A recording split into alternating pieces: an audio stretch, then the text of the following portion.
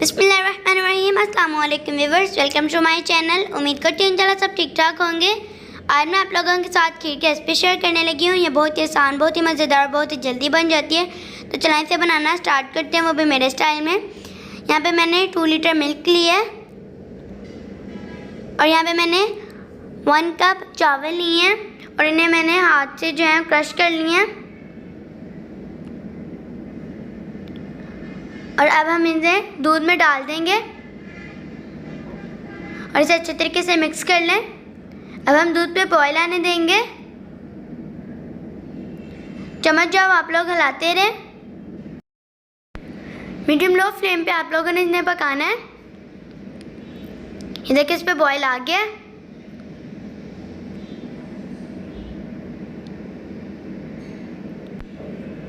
One teaspoon इलायची का powder डालेंगे हम इसमें और इसे मिक्स कर लें अच्छे तरीके से। चम्मच जाओ आप लोग हिलाते रहें। अब इसके अंदर मैं 1 कप कंडेंस्ड मिल्क डाल रही हूँ। कंडेंस्ड मिल्क की रेसिपी मैंने आप लोगों के साथ शेयर की है। अगर आप लोगों ने नहीं देखी तो आप लोग मेरे चैनल पर जाके देख सकते हैं। अगर आप लोगों के पास कंडेंस्ड मिल्क है तो आप लोग डाल लें, अगर नहीं है तो आप लोग शुगर भी डाल सकते हैं।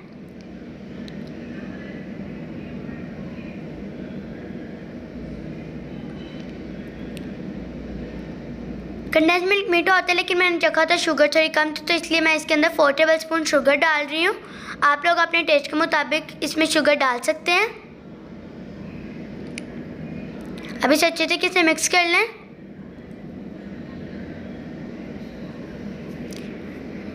इसको मैं मीडियम लो फ्लेम पे पका रही हूँ।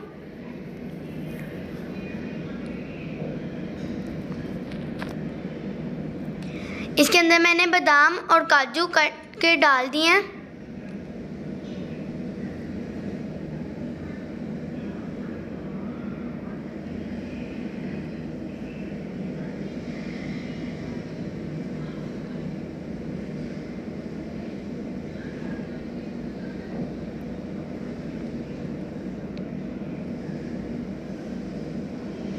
अब इसके अंदर मैंने 1 बाउल बर्फ़ी डाली है, खोए वाली बर्फ़ी। इससे बहुत ही मज़े का फ्लेवर आएगा और बहुत ही मज़े की बनेगी हमारी खीर। अगर आप लोगों के पास आए तो आप लोग डाल सकते हैं, वरना आप लोग स्किप भी कर सकते हैं। आप लोग इसकी जगह खोया भी डाल सकते हैं।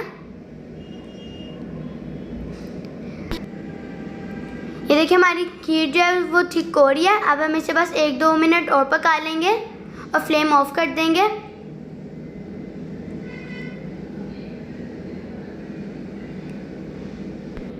अब इसकी मैंने फ्लेम ऑफ कर दिया। अब इसके ऊपर मैं क्यूरा एसेंस के 2-3 कतरे डालने हैं और अब इसे आप लोग अच्छे तरीके से मिक्स कर लें। खीर जो है हमारी तैयार है। अब मैं इसे डिश आउट करके दिखाती हूँ।